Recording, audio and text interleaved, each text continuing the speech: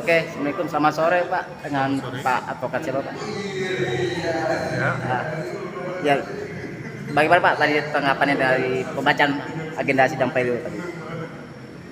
kalau tanggapan terhadap kasus yang pencurian dengan kekerasan tadi, terlalu banyak kejanggalan dalam proses penyidikan yang dilakukan oleh polisi. Oke, Ya.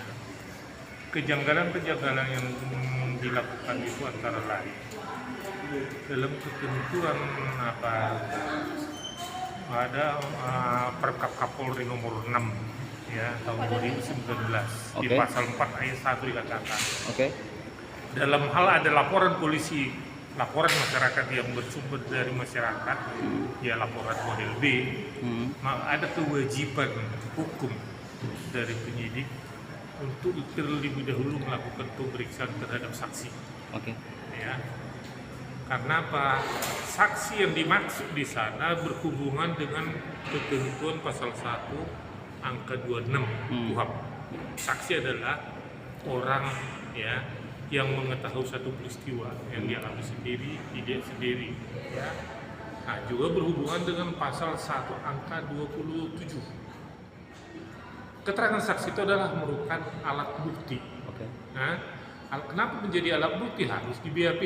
Kan itu yang sah BAP itu menjadi alat bukti tentang suatu peristiwa yang dia lihat sendiri, dengar sendiri, alami sendiri. Karena apa? Alat bukti itu adalah untuk kepentingan penyidikan, peradilan. Kan itu. Nah, dalam hal perkara ini, secara fakta yang kita lihat bahwa telah terjadi penangkapan sebelum ada pemeriksaan terhadap saksi. Limit waktu yang kita lihat ada 17 hari. Setelah penangkapan, baru 17 hari kemudian dari tanggal laporan polisi dibuat, baru ada pemeriksaan. Nah, ini sesuatu yang tidak dibenarkan oleh hukum. Lalu menjadi pertanyaan, dasar hukum apa yang dipergunakan oleh polisi ya untuk melakukan penangkapan? Lalu laporan polisi yang mana menjadi landasan hukum untuk menerbitkan surat perintah penangkapan atau penyidikan? Surat laporan polisi yang mana? Sementara tidak ada alat bukti, minimal 2 alat bukti sebagai prinsip ya, prinsip minimal 2 alat bukti ya kan? Jadi dengan demikian perkara ini kental terlihat adalah bagian dari rekayasa yang dilakukan oleh petugas penegak hukum dalam hal polisi, ya, melakukan penangkapan tanpa fakta dan bukti sesuai yang diatur dalam pasal 1 ya ayat pasal 184 ayat 1 KUHP. Demikian. dari jawaban jaksa juga tadi sepertinya masih ngulur-ngulur ya Pak ya? Dari JPU Jadi ya? begini, kenapa jaksa membuat jawaban begitu? Ada satu yang saya tangkap di jaksa ini, sistem yang sudah berlanjut sedemikian rupa. Oke, Karena ketika mereka nanti kalah atau apa yang merupakan tuntutan mereka tidak bisa secara maksimal untuk berhasil dituntut, ya, maka mereka mendapat penilaian kondite yang akan turun. Ya, itu kewajiban di sana, sistem yang ada di jaksa. Maka mereka itu terjadi suatu prinsip pemaksaan terhadap alat bukti. Padahal kalau kita lihat pasal 14 KUHP, ya, dalam hal mereka melakukan pra penuntutan, mereka kewajibannya sesuai pasal 110 ayat 2 ayat 3 ya, untuk mengoreksi apakah berkas itu lengkap secara material atau tidak. Kalau tidak lengkap maka dia P18. Lalu dikembalikan kepada polisi. Ya, P19 disertai tunjuk. Itu harusnya yang terjadi. Tetapi ini tidak dipaksakan ke peradilan tanpa ada alat bukti yang sah menurut hukum. oke, ada lagi Pak? Oh, Oke, makasih. Lanjut. Ya, oke, Pada tambahan. waktu pemeriksaan terdakwa, Pak Joko jelaskan seperti apa para terdakwa. Kami baru mendapatkan surat kuasa itu setelah sidang sudah berjalan. sidang sudah berjalan pada saat pemeriksaan terdakwa. Jadi sebelum saya mendapatkan surat kuasa oleh para terdakwa atas permintaan keluarga, ya kan, saya sudah menekankan benarkah dia sebagai pelaku perampokan dengan kekerasan. Ya. Ternyata dia katakan tidak. Ya. Akhirnya kita mendapatkan surat kuasa. Saya minta supaya apa yang terjadi pada saat penangkapan dan pemeriksaan itu dilakukan oleh penyidik itu harus diungkap. Nah, jadi alhamdulillah bahwa majelis ini masih mempunyai nilai-nilai dengan rasa. Akhirnya minta dihadirkan berbarisan. Dia mengakui bahwa dia hanya didasarkan atas penangkapan yang dilakukan oleh tim pusat. Nah, bahkan ada para terdakwa, HP-nya itu diambil, tapi tidak dijadikan barang bukti. Kita minta buka, katanya itu sampai sekarang dalam rangka untuk pengembangan. Dari situ sebenarnya bisa kita lihat ya, apa sih pembicaraan yang ada di HP itu. Iya. Dan kita sudah mempunyai bukti alibi bahwa kejadian tanggal 3 Maret 2023 hari Jumat itu para terdakwa ini tidak berada di Bekasi. Ada CCTV, ada saksi yang meringankan bahwa benar dia mengantar undangan. Sedangkan dari pihak jaksa tidak bisa menghadirkan CCTV yang diminta oleh majelis. Jadi ini ada 4. Yang terakhir kita mendapatkan surat kuasa dari Pandi. Sebelumnya kita sudah mendapatkan surat kuasa 3 orang, yaitu Indra, Wandoni, dan Mastu.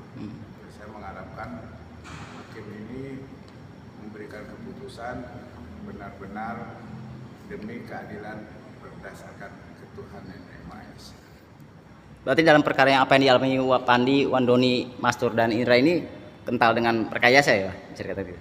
Jadi gini, kental rekayasanya itu terlihat bahwa mereka ini ya, Jaini, Indra Jaya, terus Wandoni sama Mastur itu ditangkap berdasarkan hasil interogasi lisan. Hasil interogasi lisan itu lalu dibuat berita acara. Yang berita acara ini adalah berita acara polisi yang menangkap. Itulah yang dibuat pada hari Kamis tanggal 16 ya, Maret 2023.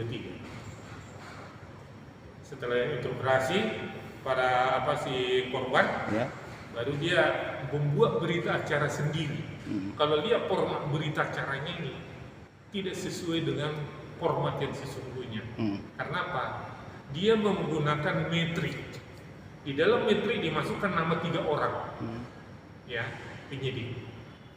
Tetapi sesungguhnya kalau kita pertanyakan ke metrik ini, siapa di antara 3 ini yang melakukan pemeriksaan terhadap polisi yang menangkap? AR, ARC, ya, yang pertama itu AR apa? Siapa itu? ARS. Terus satu lagi MR, ya MR. Ini berita acara dibuat sama mereka. Tapi saya lihat formatnya itu tidak mengikuti format baru. Dia mensistem metrik. Kalau biasanya kan berita acara itu dilakukan ada perintah dari penyidik. Penyidik inilah yang memerintahkan ke penyidik pembantu. Jadi jelas alurnya. Yang melaksanakan itu siapa? Pertanyaannya pun jelas. Tapi kalau yang dibuat berita acara untuk yang tadi anggota polisi yang nangkap, itu dia nanya sendiri, jawab sendiri. Pertanyaannya aneh-aneh. Tidak sinkron antara apa yang dikehendaki bakannya, parang yang ditemukan dari halaman rumah di tempat sampah umum, itu ditarik menjadi alat bukti dalam peristiwa pencurian dengan kekerasan, padahal itu adalah penggeledahan dalam waktu yang berbeda dari penangkapan Pandi. Ya kan? Kalau ibaratnya dia sekarang kita geledah dapat ketemu barang obeng, terus kunci letter L, kemudian kunci pas. Itu yang pertama, ya kan? Tetapi kemudian malam atau siangnya mereka menggeledahan, ditemukanlah dari rumah si Pandi ini yang parah. Tetapi ini ditarik menjadi satu kesatuan, ya, yang merupakan bagian sebagai alat bukti untuk pencurian dengan kekerasan. Kan agak nyambung. Nah, lalu ada lagi celana. Celana ukurannya jauh lebih besar, ukuran 36, sedangkan yang si pelaku ukuran 28. Lalu itu celana milik siapa, disita dari siapa. Kemudian juga helm warna hitam. Helm ini si Pandi tidak memiliki sepeda motor, tetapi disebutkan itu milik si Pandi. Jadi ini adalah sesuatu yang rancu. Kenapa ini jadi rancu? Karena Pak Jaksa di sini tidak mengikuti ketentuan norma-norma KUHP. Karena apa? Ada ketentuan di KUHP itu menyatakan ketika perkara itu dilimpahkan dari jaksa kepada pengadilan, harusnya turunannya diberikan kepada penasihat hukum.